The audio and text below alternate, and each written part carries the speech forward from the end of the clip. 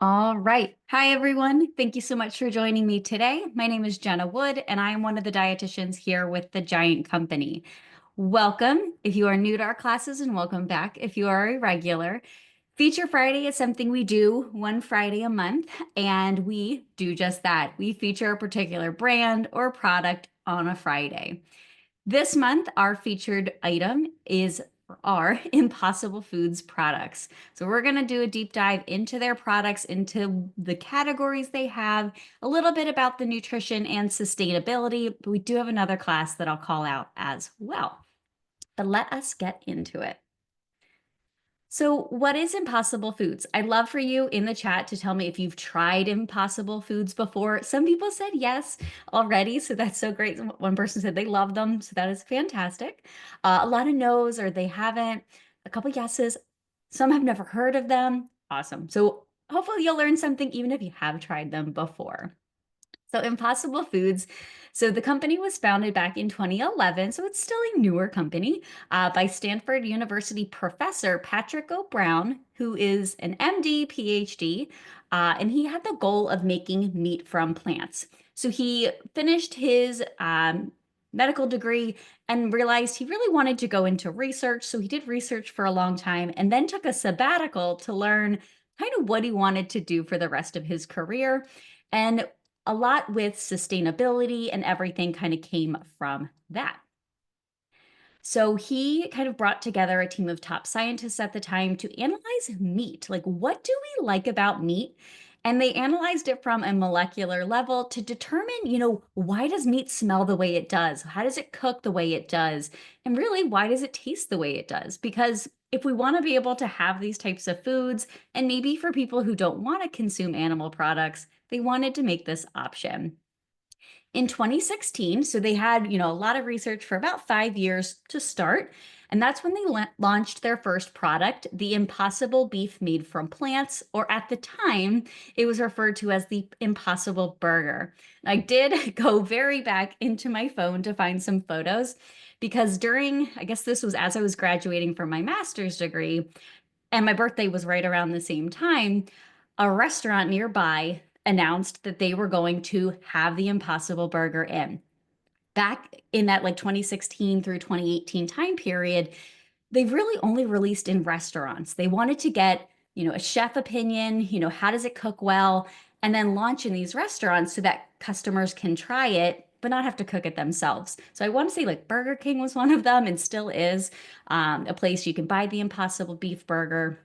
But at the time, I went to Harvest Seasonal Grill and I wanted to try it. So here's a picture from about 8 years ago when the Harvest had it on their menu. And I really wanted to try it. So this is the burger. I mean, just taking a look at it, this is a vegan cheese. I'm sure vegan cheese has also come a long way in 8 years. But you can kind of see here, it looks and tastes and feels like a burger. And I really enjoyed it. So it was well worth going there for my birthday. But yeah, so when I thought, we have this as our vendor, I was like, I have a long history with enjoying Impossible Foods. So I wanted to share that. Now, what is the mission of Impossible? So Impossible Foods' mission is to make our global food system more sustainable, especially when it comes to animal products or animal-like products. So when you think about it, this is their example. Taking Impossible beef made from plants, you can eat confidently knowing that that burger that you're enjoying required 92% less water, 96% less land, and 91% fewer greenhouse gas emissions than a beef burger would take to produce. I do have an asterisk here. They have so many great FAQs, resources on their website. I highly recommend checking them out. And of course, we could talk for hours about their entire line, but in terms of sustainability, I'm going to leave that up to Joni and our rep that's coming from Impossible Foods to talk more about that in Table Talk on the 23rd. So make sure if you're not already registered, you do that today. Now, let's get into a little bit about some of the questions, concerns. I know I have heard a lot about their products. So one is that they're processed. And for some reason, we don't think about beef as being processed, even though a beef burger would still be processed. So this kind of showcases the images of some of the ingredients that would be within the Impossible Beef Burger. but also showcasing what it looks like once it is grilled. So you see soy, you see some coconut, some sunflower seeds, some roots, uh, and that's what they turn into the burger. Now, one of the biggest things I hear people talk about a lot is, well, it's processed. Well, from Impossible's standpoint, they say they're unapologetically processed. And I kind of like their reasoning behind this. So, in terms of nutrition, and we're going to break down the nutrition of a lot of these, but Impossible beef made from plants compares very favorably to beef. And their traditional is like an 80-20 kind of comparison. Impossible beef, like ground beef from cows, is a processed food. Unless you're picking an apple right off the tree and eating it, most food undergoes some type of processing. And both, they're not disagreeing, but both of these foods are plentiful sources of things like essential nutrients, high quality protein, as well as vitamins and minerals. But in contrast to beef, the Impossible beef also is a good source of fiber, which you're not going to get out of a cow beef burger. It just doesn't have fiber. An excellent source of thiamine and folate, 2 times the iron, which is another thing we think about when it comes to beef. We recommend, red meat for iron.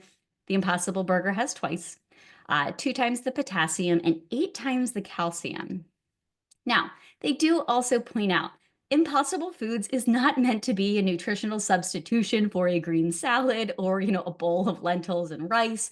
And that is very specifically by design. So their data and data that's been done on, plant-based eating in general shows that consumers who are choosing things like Impossible Beef are almost always choosing it as that alternative to the meat product, not in place of eating whole vegetables, vegan meals, plant-based foods. It's just to be a substitute for whether they don't want to eat meat for whatever reason. So we know it's processed, but the current definition for ultra processed foods talks about things that are devoid of vitamins and minerals and fiber. And that really doesn't fit the bill for something like Impossible Foods. Yes, it's processed, but it's processed in such a way very carefully to have the vitamins and minerals and taste and texture. And, taste is still king when it comes to what we're looking for food. So let's dive into some of the specific products that we carry here at the Giant Company from Impossible Foods. So meat from plants. I just thought this looked so delicious, so I wanted to include this picture somewhere. Now, depending on your store location, so these graphics I pulled are from the Broomall store out my way. So you'll just have to search, and we'll include links, like the links here for Giant and Martin's will bring you to a page that will show you any Impossible Foods products at your store. But there, I think this store had 19 different products. And they really range from beef alternatives, so things like ground beefs, beef patties, like steak bites, and I'm trying to think what else, meatballs. So a lot of beef, some pork, so things like sausages, patties, and links, and then chicken products. So chicken nuggets, the wild nuggets kind of look like dino nuggets, chicken patties, which I'm going to have today. And then let's see what else. I think that's mostly it of what we carry. And there's some spicy varieties. So I don't know about you, but when I was in high school, the spicy chicken sandwich was the thing everybody ate. And they have an alternative for that too. So lots of different options here. Of course, prices, availability will vary by date and of course your location as well. You do want to look out for them. They are going to be in the frozen meat section. So in the meat department. So I think that's a really nice kind of place for people to look out for them. You're shopping for meat in that section, you're going to see these as an alternative, but it's going to be in typically the coffin, which is like the lower cases that you'll see, where sometimes there's like frozen chicken nuggets and things. You will find them in there. Every store I've been to has it displayed slightly differently.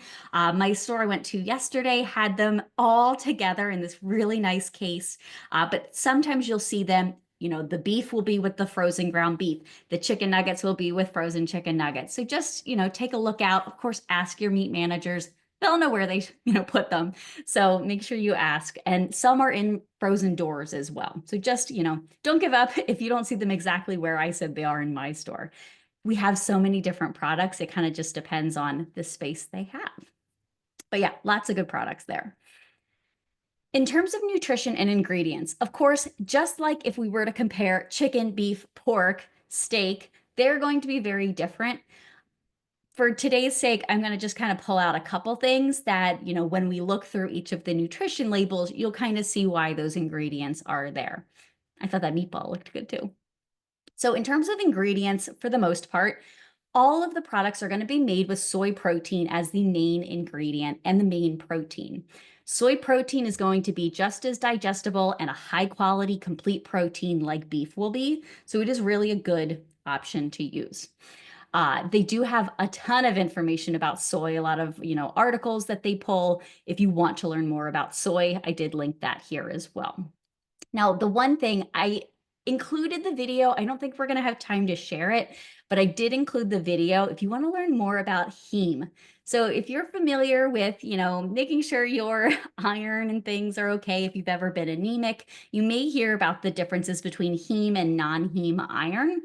Well, apparently, and this is kind of news to me, there are foods in the plant world that have heme just like animal products, and soy is a big part. And soy is just such a complete food. I'm not shocked that soy is a way to develop heme. But the heme that they were able to synthesize, and they do it in a, non-animal way, this is what gives their products the same taste, like the meaty taste, texture, that you would expect from a beef product, and they have that in their plant-based products. So that's where predominantly most of the flavors coming from. They also have some yeast. They do synthesize some of that heme from yeast, just like we make beer and other products from yeast. Various spices, like I think the chicken nuggets and the meatballs, of course, have spices. Some salt, we'll talk about salt, and some other flavors. Then they have oils because soy can have a little bit of healthy fats in there, but to make it sizzle and have the same mouthfeel and cooking ability, they do have some oils. So sunflower and coconut. Coconut's one of those that can be solid at room temperature. So definitely important to kind of replicate the saturated fat you would find in a beef burger.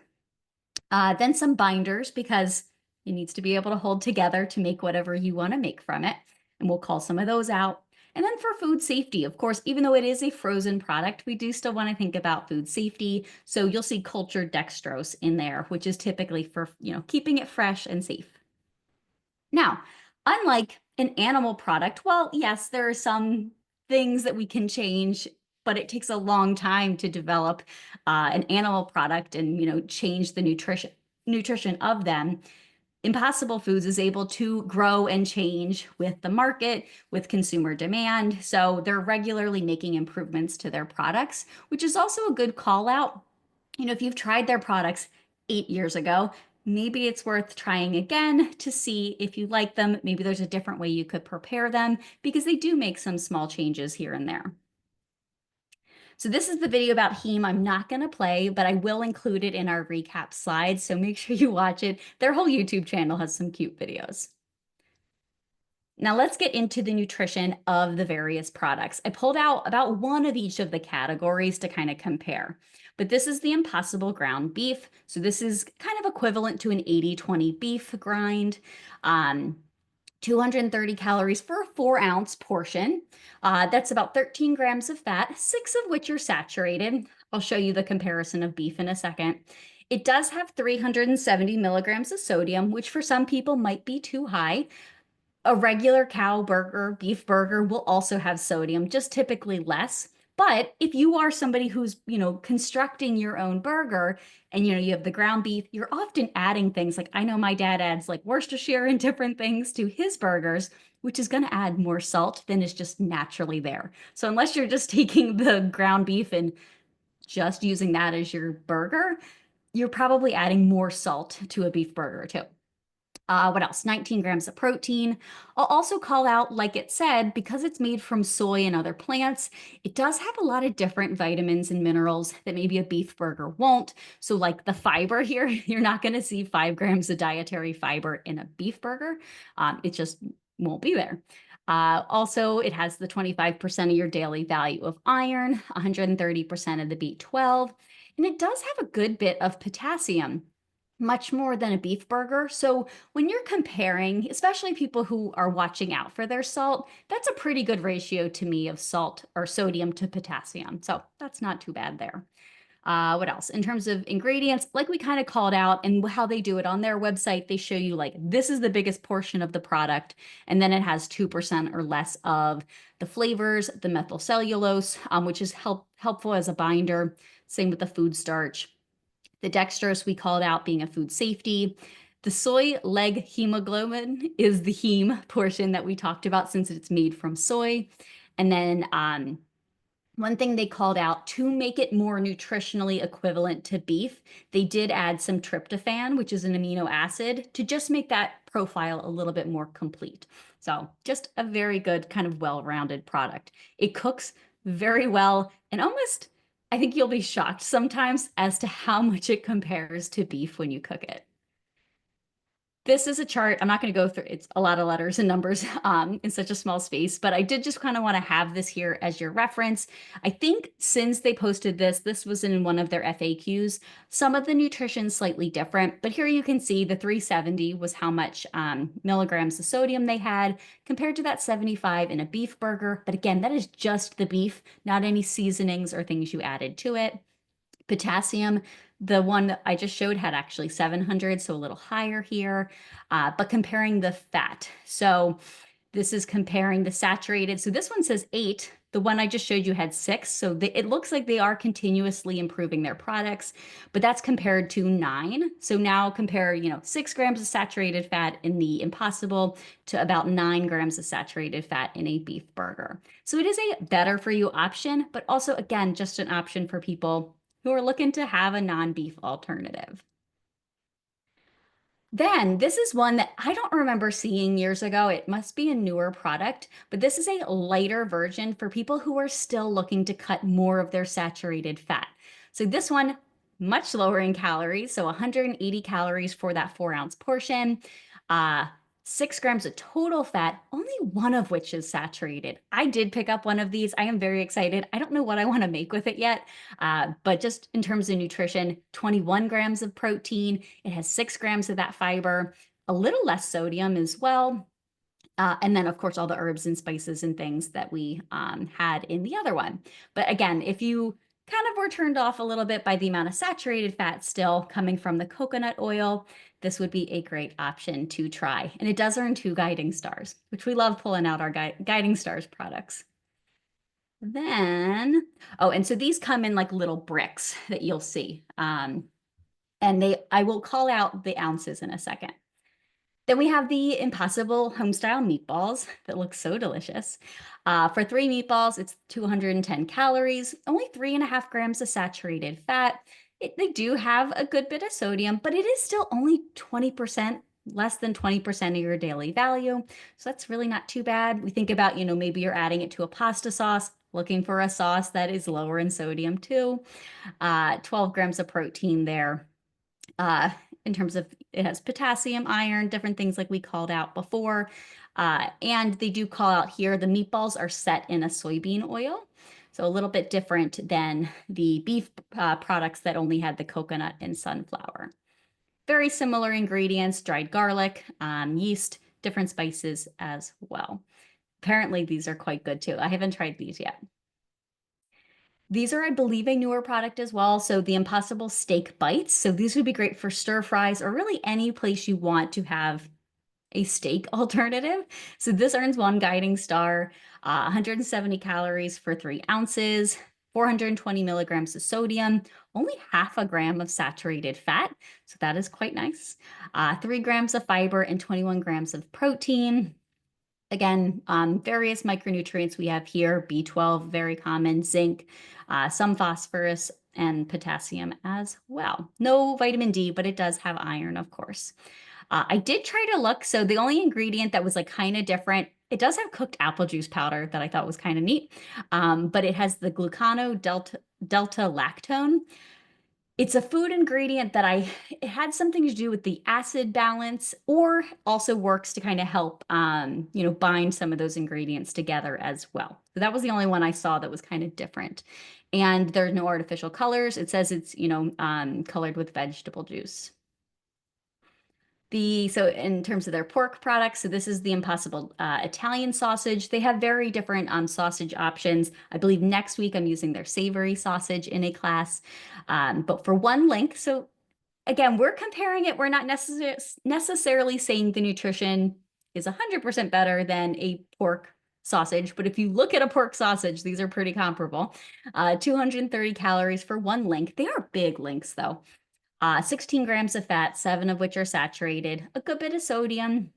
But if you know you're eating these as a sandwich, or maybe you're cutting them up into a sauce, a little will go a long way. 5 grams of fiber, which again, you're not ever going to get out of a pork sausage, 14 grams of protein. One thing I do want to call out here that they called out on their website as well is that the casing, of course, is also going to be vegetable based. So that's where you see like the konjac gum, guar gum. That's to make the casing. You can remove the casing as well, though. There were a couple polls about their products, and people were saying that they removed some of the casings or they didn't, depending on the way they were eating it. And then the chicken nuggets. So I actually ate some of these earlier. They're really great in any way you eat chicken nuggets. But I'm telling you, if you had served this to me and didn't tell me that these were not chicken, I would have not thought any way about it. So the serving size was 5 pieces, 240 calories, 2 grams of fiber, 12 grams of fat, only 1.5 of which are saturated. They do have a little bit of sodium, like I pointed out, but 13 grams of protein for the plant-based people. And just honestly, they're really fun. They taste like a chicken nugget. They have the ones that kind of look just like chicken nuggets. They have the wild, again, that look like dino nuggets. And then right now, you'll see some have like Lion King, and they look like lions. So those are really cute options as well. And then, of course, these, so I didn't call it on all of them, but for most of them, the main allergen is going to be soy. For the chicken products, they definitely also contain wheat because they have that breading. So how do you prepare these? Well, like anything, you really, really want to read the package directions for the specific call outs for the product that you're looking for. Some products should be cooked from frozen, while others should be thawed. Especially like the ground beef and the beef patties, recommend thawing them before cooking. And some will talk about, you could do air fryer, microwave. Most of them are very varied on the ways you can cook them. It's mostly the beef patties that recommend a skillet or a grill. Although I did find online an air fryer recipe that you can try for them. You don't want to overcook it either, just like a burger. Now, one thing I thought I would call out because I thought this was very interesting. The beef, as you saw in the packages, was a 12-ounce package. So somebody asked in their FAQ, can you use a 12-ounce package in a recipe that calls for 16 ounces of ground beef? And they pointed out, so when you cook the ground beef, their Impossible ground beef, it shrinks less than a conventional ground beef. So when let's say you're sauteing your browning your ground beef from a cow, it's going to release a lot of water and fat. And sometimes people will pour that out.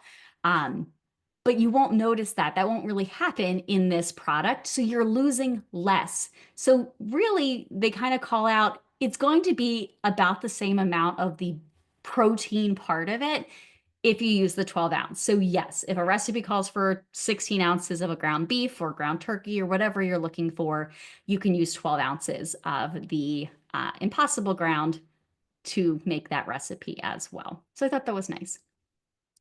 And again, there are so many good questions in their FAQs, but I do link to their storage and cooking recommendations here so you can learn more about each product because there are so many. They have so many great recipes as well. And I love a good website that lets you filter between the different things. So you can filter, and there's more if you scroll down, like you can see. There's barbecue recipes. There's, you can look for side dishes and snacks. You can look for heart healthy, gluten-free options, dairy-free options. If you want to make a one-pot meal, the flavor profile you want. And then you can also filter by the specific product that you have. So let's say you have their chicken nuggets or you have the ground beef. They'll just show you recipes for those as well. So I think that's really well done. And I link to their recipe page here as well. Now, what are other people saying about impossible foods? So I liked this one. So as a recent vegetarian, they were looking for a substitute meat product that really had the taste and texture of beef, but it wasn't until they tried Impossible Burgers that they were sold. It's a very delicious product and they're hooked. I thought this was funny. Seriously delicious, best meatball ever, vegan or not. Wow. Just tried the Italian sausage for the first time, made a tomato sauce with the sausage, and it was fabulous. Wouldn't have known it wasn't beef or pork. I'm a huge fan and delighted I found it. I love meat a lot, and I swear to you that the plant nuggets taste better than meat nuggets. The texture is perfect, very crispy coating, used in the air fryer, and the seasonings are spot on. I'm very impressed. Need to try their other products now. Agree. I did make my chicken, the Impossible Nuggets, in the air fryer, which I think if you really want like a crispy finish, the air fryer is the way to go. And this person says, this tastes so similar to a legit meatball, but better. I don't even like meatballs, but this was really the only option I haven't tried yet. Everything aside, I'm so happy that this is what I decided to try. I am Orthodox and normally hate vegan foods, so I'm really happy. I found something that I enjoy. I really recommend. And that was something some people called out as well. For some Orthodox Jewish people and other people, they might not choose to combine certain foods. So they can't have meat and dairy together, but they can have an Impossible Burger with dairy, or they can have, a plant-based cheese and the beef together, whatever it happens to be. So I thought that was a nice call out. Speaking of these call outs, people often ask, are they gluten-free? And like I mentioned, the Impossible beef, sausage, and meatballs have no gluten-containing ingredients, but the chicken, the beef hot dogs, and they have corn dogs, do contain gluten, of course, in the coating. They also encourage you to review the ingredient labels regularly as they are continually working to improve the taste and nutrition of their products. So always check, and that goes for any brand too. Are the products vegan or vegetarian? Impossible meat from plants is plant-based, containing no animal products or byproducts. And then are the products kosher or halal? So they said Impossible Foods makes products for everyone, including those with religious dietary restrictions. So the Impossible ground sausage, Impossible sausage links, and most retail Impossible beef products are halal or kosher certified. Their other products are not halal or kosher certified at this time. So they kind of call out like the hot dogs, the Impossible steak bites, and grilled burger patties are not. But I would check the packaging when you pick it up to double check. But I thought that was a nice call out too. So some ways to enjoy on a bun. So that's how I'm going to eat mine today. And that's how I traditionally ate the burgers. And anytime you see it underlined is a recipe. So this is an American Heart Association certified. So many of their recipes are. This is a chimichurri avocado burger. That looks so good. I definitely want to try that. Sheet pan dinners. They have a lot of great sheet pan recipes. On a salad. So I really love chopping up a burger or putting chicken nuggets or, chicken patty on my salad. So you can definitely do that here. I do have a link to it's an Impossible chicken Caesar salad, which also is one of my favorites. In soup, so you can do, this is an Impossible tortilla soup, but of course you can make an Italian wedding soup, like a meatball soup as well. Tacos and nachos, they have some recipes on there too. Pasta dishes, again, sky's the limit. Wherever you're using the meat alternative or meat equivalent of the food product, you can be using this product in there. They also have a really great social media presence. So if you click here for Facebook, here for Instagram, they just have funny posts. This one I think was on April Fool's Day. They had a call out about different astrological signs. So I guess a Taurus, so I just pulled this one out for the ground beef. But they're just some funny posts that they have. And the recipe I'm making today, I already kind of have it mostly assembled, is kind of a take on a chicken like pickle sandwich. So the Impossible chicken patties, meat from plants, whatever type of burger bun you want, a pickle mayo that they have the recipe here for. I did actually air fry mine. It takes a lot less time, by like 8 minutes, but I do have this all ready to go. So I'm going to show you this. So, and I do see questions. I will definitely get to them. So I did already almost over toasted my bun, but I have that here. And then I did make, so I picked up a vegan mayo to try. This was not my favorite. I have tried other vegan mayos I've really loved. Like I think Hellman's makes one. But I did kind of make the sauce already. So it has some dill pickle relish. I prefer dill pickles. And then just some dill as well. So I made this and I let it sit. It calls sit out for like at least an hour in the fridge. So put a little bit of that on whatever side you want. So put some on the bottom. And then this is the chicken patty. It smells so good. I'm going to put that right on top of there. Put some more on top of the patty. And then I forgot to get pickles, but I do have some of these were like little pickles that I just kind of sliced. And so I'll put some of them on there. It smells so good. Okay. Oh no, you can't see the pickles. There we go. I'll put some lettuce, put lots of good things, tomatoes, but this looks, oh, why is my camera so, there we go. It looks so, so delicious. I'm very excited. I will snap a picture as well and make sure all of you can see it. But I appreciate, pickles make everything better, of course. I really appreciate you joining me, and I hope you learned something about impossible foods, but please make sure you tune in. We have a couple other classes, especially the one about sustainability with Joni in Impossible Foods on the 23rd. I hope you have a great rest of your day.